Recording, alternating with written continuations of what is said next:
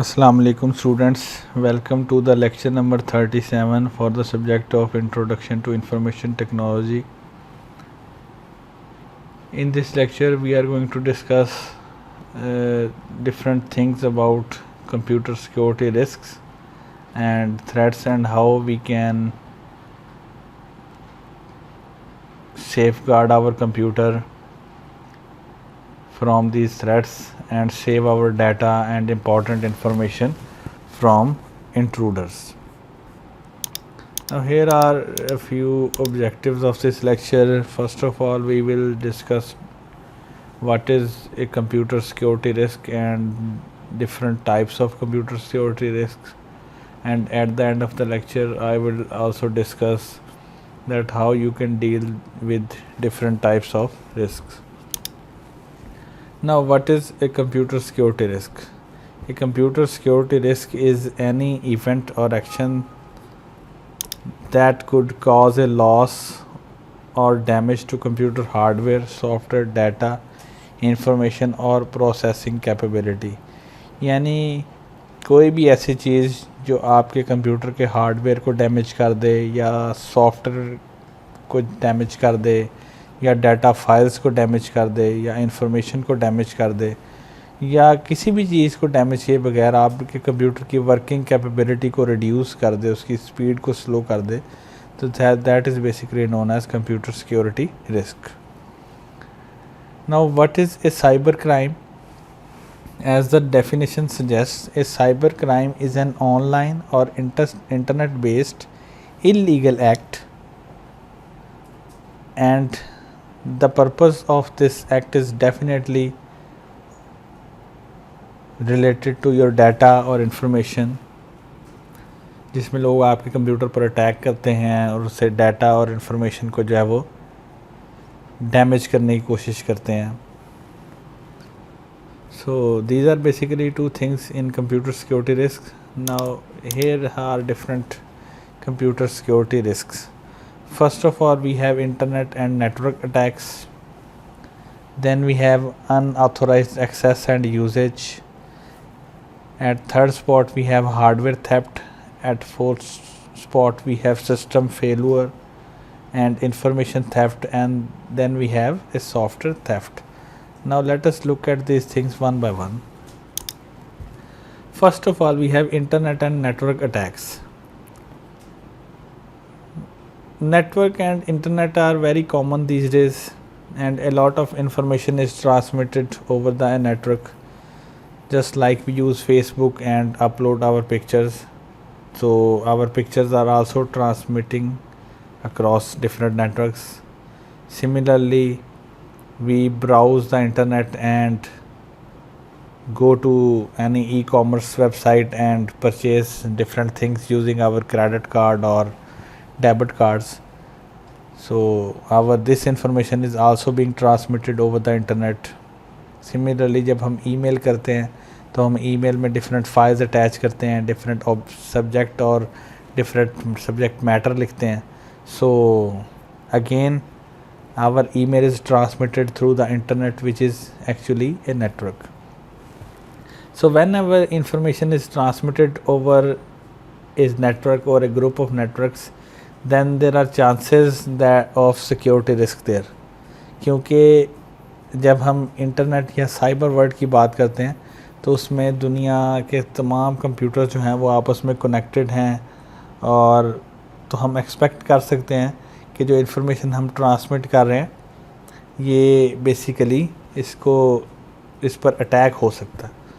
सो तभी आपको मैंने स्टार्टिंग के लेक्चर्स में दो चीज़ें बताई थी, एक HTTP और एक HTTPS, जिसके बारे में मैंने कहा था कि HTTP is hyper text transfer protocol that was used previously, but the latest version is hyper text transfer protocol secure, that is currently being used by Facebook, Gmail and a lot of e-commerce websites, क्योंकि basically ये secure transmission of information provide करता है. Now we have different types of programs that can damage our computer. First of all is a computer virus. A computer virus is a program that affects a computer negatively by altering the way the computer works. So computer virus basically एक software ही है, लेकिन इस software का purpose जो है वो ये है कि हम किसी भी कंप्यूटर की वर्किंग को डिस्टर्ब करें या नेगेटिवली इम्पेक्ट करें उसकी वर्किंग को, ताकि वो कंप्यूटर प्रॉपरली वर्क ना कर सके, उसकी स्पीड को स्लो डाउन कर दें, उसकी फाइल्स को डैमेज कर दें, उसके सॉफ्टवेयर को वर्किंग से रोक दें, उसकी रैम में अनवांटेड प्रोग्राम्स को रन करना शुरू कर दें. So that is basically computer virus that disturbs the normal working of a computer. Then we have a worm.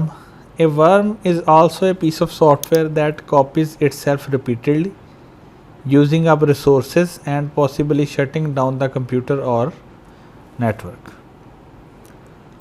इसकी एक सिंपल एग्जांपल मैं आपको देता हूँ. अक्सर आप लोग USB फ्लैश ड्राइव में वायरस देखते हैं, तो जब आप इस वायरस फ्लैश ड्राइव को किसी भी कंप्यूटर में लगाते हैं तो उसमें डिफरेंट फोल्डर्स खुद ब खुद क्रिएट होने शुरू हो जाते हैं, जिसे हम नॉर्मली न्यू फोल्डर के नाम से, न्यू फोल्डर वायरस के नाम से जानते हैं. So that is basically A worm that copies itself on its own.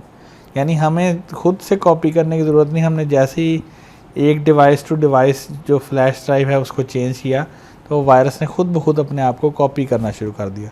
सो अब इससे क्या होता है, पॉसिबली रिज़ल्ट ये होता है कि आपका सिस्टम शट डाउन हो सकता है, या आपकी नेटवर्किंग कैपेबिलिटी इफ़ेक्ट हो सकती है, या आपके कंप्यूटर की स्पीड इफ़ेक्ट हो सकती है, या आपको फाइल्स फाइंड आउट करना डिफ़िकल्ट हो सकता है. Then we have a trojan horse. A trojan horse is a malicious program that hides within or looks like a legitimate program. Trojan horse basically एक वायरस की ही टाइप है, but it is hidden. अगर आप इसकी definition देखें तो virus सारे एक हिडन फॉर्मेट में होते हैं, लेकिन ट्रोजन हॉर्स की स्पेशलिटी ये है कि ये आपको एक लीगल और एक लेजिटिमेट सॉफ्टवेयर या प्रोग्राम की फॉर्म में मिलता है, और जब आप इसको रन करते हैं तो ये आपके कंप्यूटर को इन्फेक्ट कर देता है. जैसे अक्सर सॉफ्टवेयर के साथ की जेन मिलते हैं, आपको की जनरेशन टूल्स मिलते हैं, या आपने सॉफ्टवेयर परचेज़ नहीं किया, आपको की जेन मिल गया, आपको क्रैक मिल गया, आप उसको डबल क्लिक करते हैं तो बज़ाहिर वो आपको लेजिटिमेट लगता है, but it is actually A malicious code. Then we have a rootkit. A rootkit is a program that hides in a computer and allows someone from a remote location to take full control of computer, जिसको हम basically hacking कहते हैं. कि आपके computer में कोई software install है, आपको उसके बारे में नहीं पता कि वो सॉफ्टवेयर इंस्टॉल है या नहीं है, but this software allows any third person from a remote location to access your computer so that he can see your files, your folders, he can see what programs are you using and what type of data and information are there in your computer. So what happens when a computer is infected with virus or worms or Trojan horses? Normally there are following conditions that can happen. Your operating system or Windows can run much slower than usual. Your available memory is less than expected. यानी अगर आप Alt Control Del press करें और यहाँ पर task manager पर जाएं तो ये आपको एक नॉर्मल रैम नज़र आ रही मेमोरी. सो अगर आप देखें कि यहाँ पर अनवांटेड स्पाइक्स हैं, that RAM is currently being used at maximum percentage, so आप जज कर सकते हैं कि आपके कंप्यूटर में कोई ना कोई वायरस एग्जिस्ट करता है. एंड सेकेंडली वायरस की बाज़ फाइल्स आपको यहाँ पर भी नज़र आ जाती. Then files become corrupted. जैसे आप फाइल को ओपन करने की कोशिश करें, वो फाइल ओपन ना हो. Similarly if you open the file, the contents of file are changed in some other language. Your screen can display unusual messages or images, or it can keep on notifying you with messages. So आप क्या करेंगे, इन messages को okay या cancel करते रहेंगे, आप अपनी normal working नहीं कर सकेंगे. Music or unusual sounds can play at random. Your existing programs can disappear, your program files can become corrupted, तो आप उनको प्रोग्राम्स को रन करें तो प्रोग्राम रन नहीं होंगे। इसी तरह जैसे मैंने पहले बताया कि यहाँ पर कुछ ऐसे प्रोग्राम भी आ जाएंगे जो आपने इंस्टॉल किए ही नहीं होंगे। So this is basically unknown programs और फाइल मिस्टीरियसली अपीयर। जैसे न्यू फोल्डर की हमने बात की कि जैसे हम फोल्डर ओपन करते जाते हैं तो न्यू फोल्डर बनता जाता है। So this is the effect of virus. System properties can change, your time and date and fonts can change, your user names can change. इसी तरह एक स्पेशल टाइप ऑफ वायरस होता है जिसे हम बूट सेक्टर वायरस कहते हैं, that doesn't allow operating system to load. So when operating system doesn't load you can not perform anything. Similarly कुछ वायरसेस में ऐसा भी होता है कि आपका ऑपरेटिंग सिस्टम जो है वो ऑटोमेटिकली शट डाउन या रिपीटेडली रीस्टार्ट होता रहता है, तो आप अपना प्रोडक्टिव वर्क जो है वो कंटिन्यू नहीं कर सकते। तो ये चंद सिचुएशन हैं जो अकर करती हैं कॉमनली जब आपका कंप्यूटर इन्फेक्टेड होता है। वायरस स्प्रेड कैसे होता है? प्रीवियसली वायरस ईमेल के थ्रू स्प्रेड होता था, but now it is email, especially Gmail, has a very strong virus protection mechanism. So whenever a file is attached in the email, the Gmail server checks it for viruses. And similarly, you cannot attach any software in Gmail because it will consider it as a virus. So virus के फैलने का जो main हमारे पास आजकल medium है वो USB flash drive है और मेमोरी कार्ड्स हैं। Then we have a term that is known as a botnet. A botnet is a group of compromised computers connected to a network. For example, you have a network of 10 computers and 8 out of 10 computers are perfectly secure, but 2 computers are not secure. So these 2 computers can be regarded as botnet because these are compromised computers, so that anyone can attack on these computers in order to get access to the whole network. So these computers are also known as zombie. Then we have a denial of service attack or DOS attack. अब DOS attack में क्या होता है? basically DOS attack deals with bombardment of repeated requests from different sources. So इसका purpose क्या होता है कि जो आपके पास अनऑथोराइज्ड यूज़र्स हैं वो किसी भी मशीन पर रिक्वेस्ट भेज के उस मशीन को या सर्वर को बिज़ी कर देते हैं. So when a server gets busy it can not respond to the request of authorized users as well. आप ये कह दें कि आपने किसी चीज़ को इतना बिज़ी कर देना कि वो लीगल यूज़र्स की रिक्वेस्ट को भी प्रोसेस ना कर सके. सो this is basically denial of service attack. Now what is DDoS? It is a special category of denial of service in which we have multiple attackers or multiple hackers attacking at a single server from different locations. Now we have a backdoor. A backdoor is a program or set of instructions in a program that allow users to bypass security controls. You have a lot of security controls in your computer, just like username, password, or in Windows 8 you have Windows 10 you have a PIN code. So backdoor program provides the opportunity to an unauthorized person to access your computers by bypassing these security controls. Next we have spoofing. Spoofing is a technique intruder use to make their own network or internet transmission to appear legitimate. In shorter words, किसी की identity को use करना is basically spoofing. For example, if you are making an email address with your friend's name, that is basically email spoofing. Similarly, in networks, if you try to use the IP address of any other computer, that is IP spoofing. Spoofing की technique में basically जो आपके पास unauthorised users हैं वो किसी legitimate person की identity को use करते हैं और अपनी एक्चुअल आइडेंटिटी को हाइड करते हैं.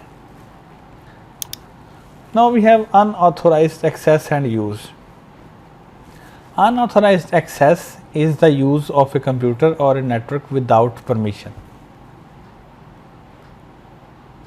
Secondly, unauthorized use is the use of a computer or its data for unapproved or possibly illegal activities. यानी आपको किसी कंप्यूटर को या उसकी फाइल्स को एक्सेस करने की परमिशन नहीं है, लेकिन आप उनको एक्सेस भी करते हैं, आप उनको यूज़ भी करते हैं, और आपका मेजर मोटिव क्या है, या तो उन फाइल्स में से डाटा स्टील करना, या उन फाइल्स को डैमेज करना, या इलीगल एक्टिविटीज़ परफॉर्म करवाना. Organizations take several measures to prevent unauthorized access, जैसे कि फाइल शेयरिंग या प्रिंटर शेयरिंग को स्टॉप कर दें, फायरवॉल्स को यूज़ कर लें, या इंट्रूजन डिटेक्शन सॉफ्टवेयर को यूज़ कर लें. इसी तरह ऑर्गेनाइजेशंस अनऑथोराइज्ड एक्सेस को स्टॉप करने के लिए डिफरेंट एक्सेस कंट्रोल्स यूज़ करते हैं. So access control defines who can access a computer and when they can access it and what actions they can take. जैसे मैंने पहले डिस्कस किया, your computer has a number of user accounts. One type is the administrator account and the second type is the guest account or limited account. With administrator account you can access all hardware devices, all software, you can install software, uninstall software, but with limited access you can only use the software programs. You cannot install any other software program or uninstall any software. So this is basically access control. Similarly you can define the timing information. जैसे आप एक system clock वहाँ पर लगा दें कि इतने time से इतने टाइम तक यूज़र्स इस सिस्टम को एक्सेस करेंगे, उसके बाद जो है वो सिस्टम कम्प्लीटली शट डाउन हो जाए ताकि कोई इसको एक्सेस ना कर सके.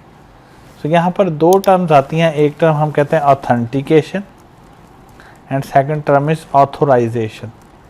Now what is authentication? Authentication means to identify a legitimate user, and in order to identify a user we use usernames and passwords or passphrases. Similarly internet पर captcha use होता. And what is authorization? Authorization determines the level of your authority, कि आप क्या actions perform कर सकते हैं और क्या एक्शंस परफॉर्म नहीं कर सकते. For example this is a folder and when I go to the properties I go to the security. तो यहाँ पर आपको डिफरेंट यूज़र भी नज़र आ रहे हैं. यहाँ पर आपको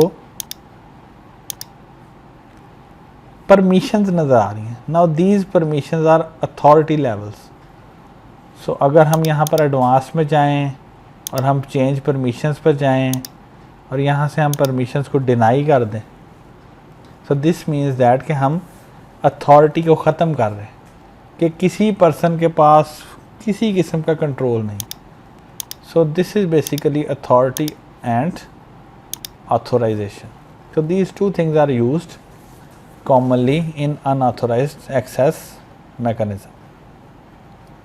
सिमिलरली अगर आप बात करें मोबाइल ऐप्स की, so mobile apps are using two factor authentication.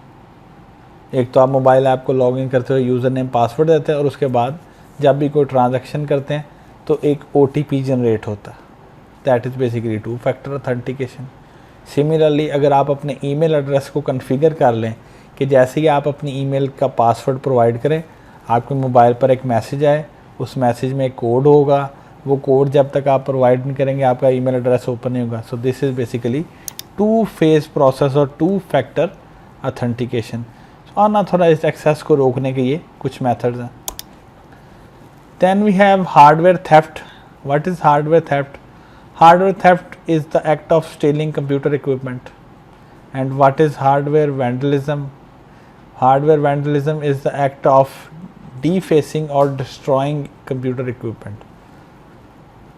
The most important component of your computer is the hard disk drive because it contains the data. So if a person tries to damage the hard disk drive, you can say that he or she is directly damaging your data or information. Then we have software threat or software theft.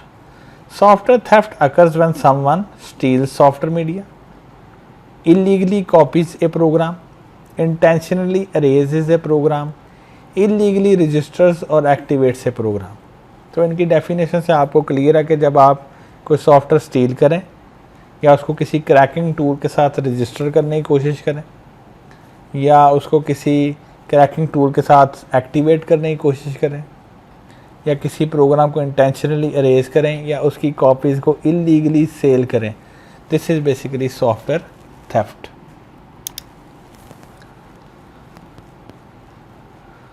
Each software has a license agreement. A license agreement can be a single user license agreement or a multi-user license agreement. A single user license agreement contains different conditions related to permissions and other things. Now a single user license agreement permits a single person to install the software on a single computer. You can only make one copy of software, and similarly if you are going to share your computer, you will need to remove this software from your computer. Just like Microsoft Windows के जो single user license agreement हैं वो आपको bound करते हैं कि आप इस विंडोज़ को एक कंप्यूटर पर ही इंस्टॉल करेंगे, उसी कंप्यूटर पर यूज़ करेंगे, और अगर आपने अपने कंप्यूटर को सेल करना है तो आपको ये विंडोज़ उससे रिमूव करनी पड़ेगी. अदरवाइज़ आपकी इस विंडोज़ को जो आपके नाम पर रजिस्टर्ड है कोई भी पर्सन इलीगल एक्टिविटी के लिए यूज़ कर सकता है. So single user license agreement does not permit a user to install the software on a network or a group of computers. It doesn't allow you to give individual copies to your friends or colleagues.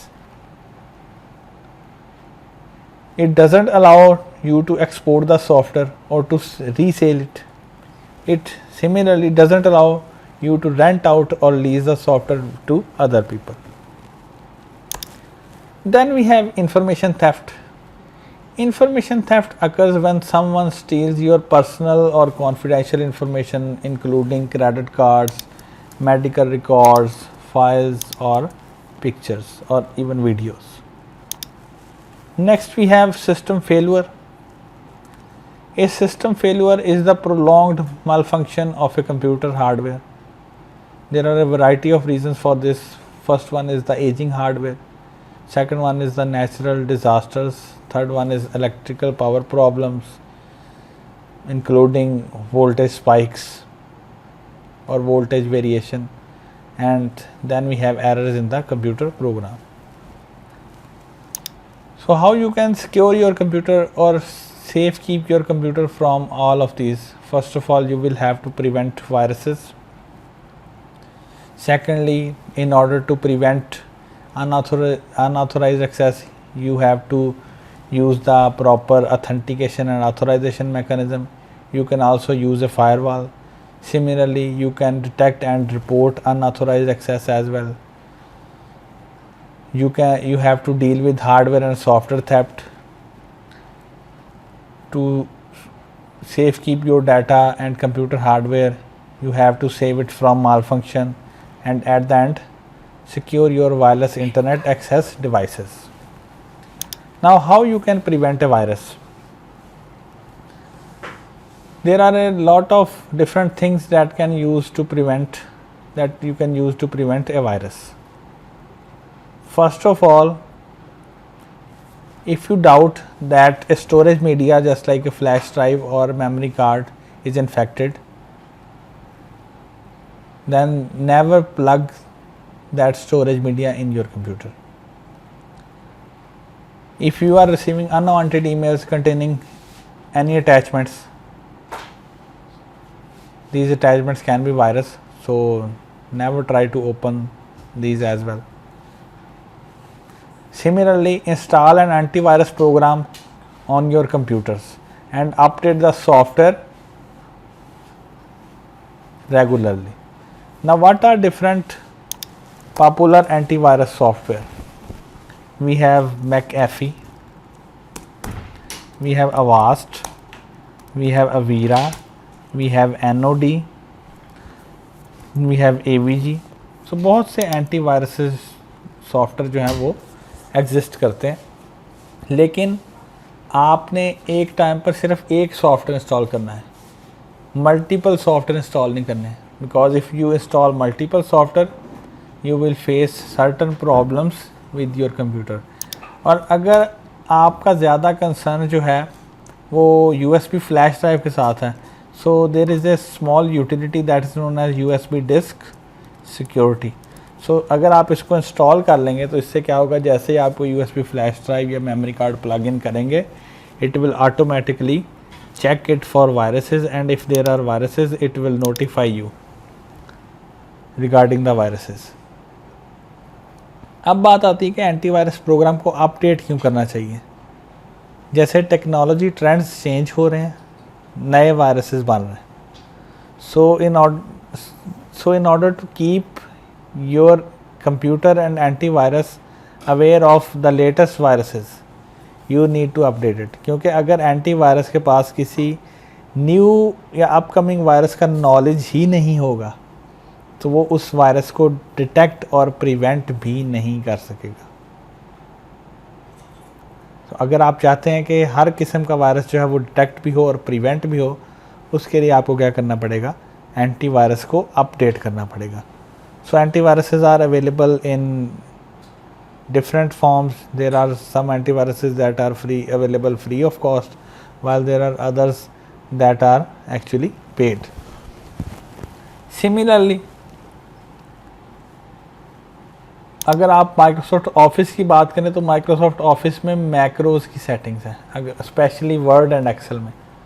सो अगर आप इन settings को disable रखें तब भी आप viruses से बच सकते हैं. So macro is basically a tiny code that is embedded into Word or Excel document. Similarly, जब भी आप कोई फाइल डाउनलोड करें या कॉपी करें उसको स्कैन करें. There are antivirus utilities that check your email and web browser as well. जैसे अगर आप Avast एंटीवायरस की बात करें तो ये आपके इंटरनेट के कनेक्शन को भी चेक करता है और जो आप URL ओपन करते हैं उनको भी चेक करता है कि कहीं उनमें वायरस एग्जिस्ट तो नहीं करता. So you can use these utilities as well. Similarly you can install a personal firewall program. I will discuss what is a firewall program. और इस तरह जैसे मैंने आपको बताया कि stay informed about new virus alerts and virus definitions. तो ये जब आप एंटीवायरस को अपडेट करेंगे, your antivirus will automatically get aware of all these. Now what is a firewall? A firewall can be hardware or a software that protects your computer and network resources from intrusion or unauthorized access. तो आप start menu पर जाएं, यहाँ पर आप लिखें Windows firewall. Microsoft Windows has a built-in firewall as well.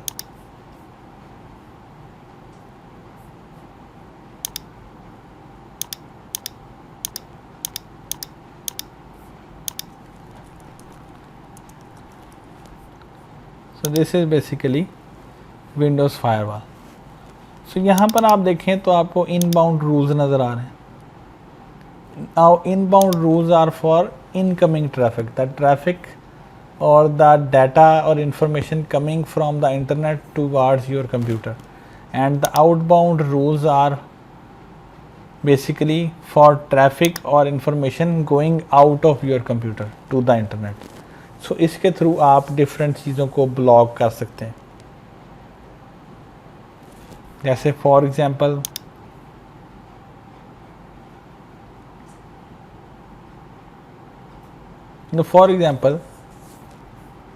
here we have Packet Tracer. It is a software that is used for designing a computer network. So if you block the inbound rules, you are actually stopping the traffic of this software. So इससे क्या होगा, incoming traffic जो है वो रुक जाएगी. Similarly outbound rule से आप किसी भी सॉफ्टवेयर की आउटगोइंग ट्रैफिक को ब्लॉक कर सकते हैं. So this is basically firewall. It can be hardware और software. Now how can you stop unauthorised access?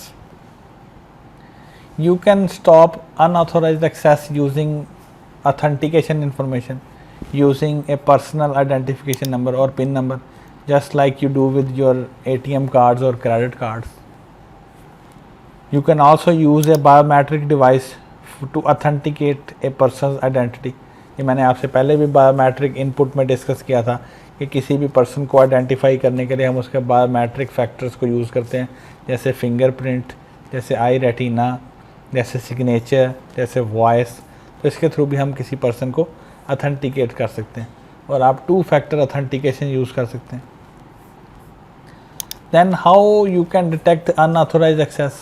You can use an intrusion detection software. Now intrusion detection software analyzes all network traffic. It tries to find out all system vulnerabilities. Vulnerabilities are basically the weak points that can be exploited. Then it also identifies any unauthorized intrusion. It also notifies the network administrator of any suspicious behavior or pattern found during the system breach. Another technique that is used is a honeypot. Now honeypot is a vulnerable computer that is intentionally set up to attract an intruder to break into it so that we can find out the location or different demographics of the unauthorized accessing party. Now how you will report unauthorized access? For this you need digital forensics. Digital forensics deals with the discovery, collection and analysis of evidence found on computers and networks regarding the unauthorized access. So you can give this information to the law enforcement agencies, and these agencies are capable of dealing with these issues. So this is basically digital forensics, or you can say that cyber security.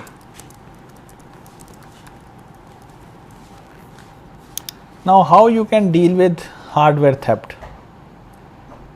You can apply physical access controls, जैसे lock में computers को place करना.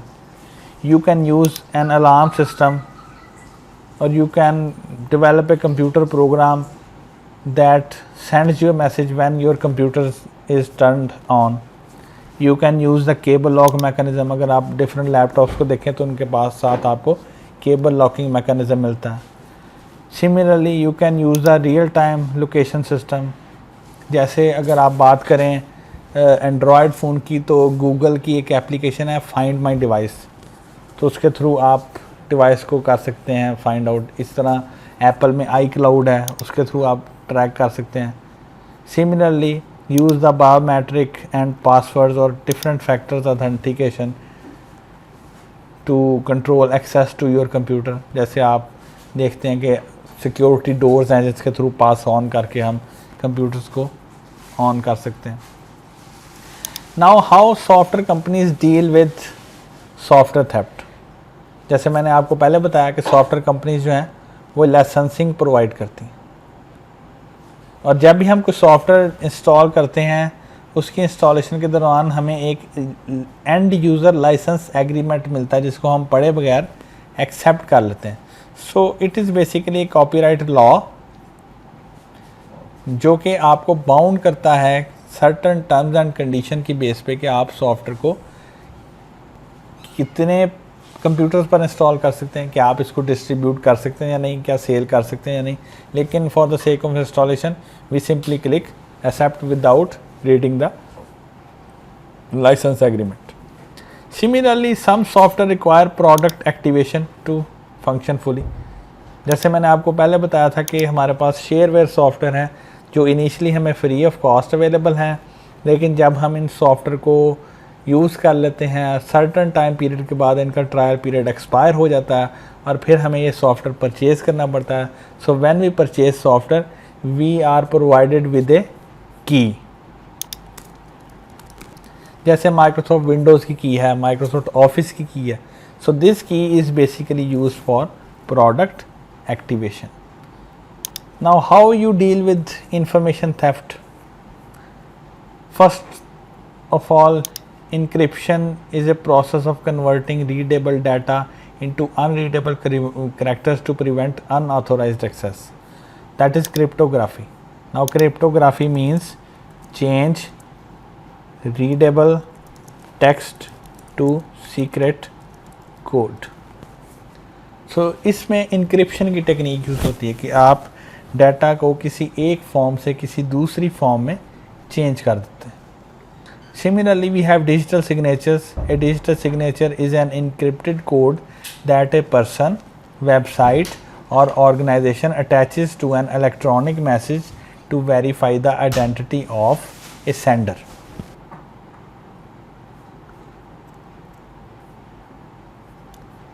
तो आप digital certificates किसी भी website में या किसी भी सॉफ्टवेयर में फाइंड आउट कर सकते हैं. ये बेसिकली किसी भी पर्सन की आइडेंटिटी को आइडेंटिफाई करते हैं.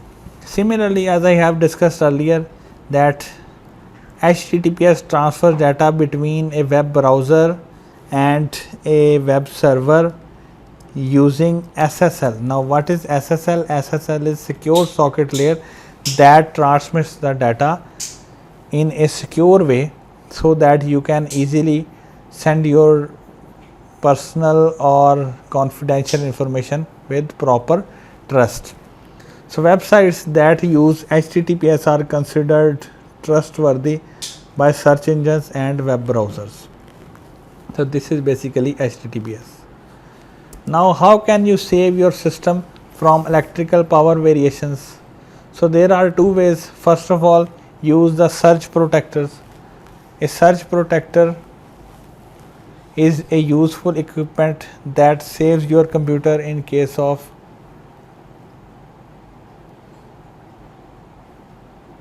sudden increase in the voltage.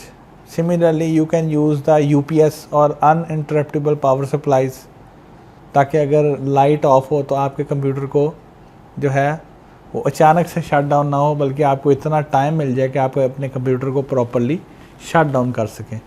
So system failure या हार्डवेयर फेलोर से बचने का ये एक मेथड है, क्योंकि जब आपके सिस्टम अनएक्सपेक्टेडली और सडन वे से शट डाउन होते हैं तो उसमें क्या होता है, हार्डवेयर के लिए डिफरेंट प्रॉब्लम्स क्रिएट हो सकती हैं. Now how can you safe guard your data? In order to secure your data or information, you can take backup of your data. A backup is a duplicate of a file, of a program, of some data or information, or an entire disk that can be used if the original is lost, damaged or destroyed. So backup means to create a copy of your data. So off-site backup are stored in a location separate from the computer site, just like cloud storage. जैसे मैंने mega.nz और Google Drive की बात की. So these are basically off-site backup. Now we have two categories of backup. First one is the full backup and second one is the selective backup. Now full backup means कि आपके computer में जितनी भी files हैं और जितने भी folders हैं उनकी आपने कॉपी क्रिएट कर लेनी. और सिलेक्टिव बैकअप का मतलब क्या है कि आपने कुछ पोर्शंस का बैकअप क्रिएट करना और कुछ का क्रिएट नहीं करना. सो इसमें एक इम्पॉर्टेंट कंसेप्ट ये आ जाता है कि बैकअप जो है वो हम फ्रीक्वेंटली जो है वो करते हैं डाटा को. यानी ये मतलब नहीं है कि आपने बैकअप एक दफ़ा बना लिया उसके बाद आप पूरा साल बैकअप क्रिएट ही ना करें. So you have to devise a plan to take backup of your data on regular basis. So इसमें बेसिकली ये दो ऑप्शंस हैं कि आप रेगुलर बेसिस पर फुल बैकअप ले सकते हैं कि चाहे कोई फ़ाइल चेंज हो या ना हो आपने उसका बैकअप क्रिएट कर लेना. And what is selective backup, कि आप ये कहें कि जो फाइल्स चेंज नहीं हुई प्रीवियस बैकअप से उनको दोबारा कॉपी ना करें और जो फाइल्स प्रीवियस टाइम से चेंज हो चुकी हैं उनको हम दोबारा से कॉपी कर लें. सो this is selective backup. Now a full backup takes more memory space while selective backup takes less space. Now we have wireless internet security. In addition to using firewalls, there are some other methods that you can use to secure your wireless internet. So every wireless access point has an SSID. जैसे for example हम यहाँ पर internet open करते हैं तो यहाँ पर आपको डिफरेंट कनेक्शंस नज़र आ जाते हैं. These are basically SSIDs. So अगर आप PTCL का इंटरनेट लगवाते हैं तो SSID उसका PTCL BB है. Anyone can guess it easily. Similarly, you can configure a WAP so that only certain devices can access it. यानी आप restrictions लगा सकते हैं कि आपके घर में जो 2-3 devices हैं सिर्फ वही उस वायरलेस एक्सेस पॉइंट को एक्सेस कर सकें, कोई और डिवाइस एक्सेस ना कर सके. इसके लिए मैक फिल्टरिंग की टेक्निक यूज़ होती. सिमिलरली आप WPA और WPA2 सिक्योरिटी स्टैंडर्ड या कीज़ यूज़ कर सकते हैं जिसे हम नॉर्मल टर्म में कहते हैं पासवर्ड. जैसे हमें कोई वायरलेस इंटरनेट सिग्नल्स मिलते हैं, हम उस पर क्लिक करते हैं तो हमसे पासवर्ड पूछता है. Now this is basically WPA और WPA2 सिक्योरिटी स्टैंडर्ड के. जब भी हम इंटरनेट से कनेक्ट करने की कोशिश करें तो वो हमसे पासवर्ड पूछे. जब तक हम पासवर्ड प्रोवाइड नहीं करेंगे हम इंटरनेट को यूज़ नहीं कर सकेंगे. So this was our lecture about computer security threats and the ways to deal with these threats.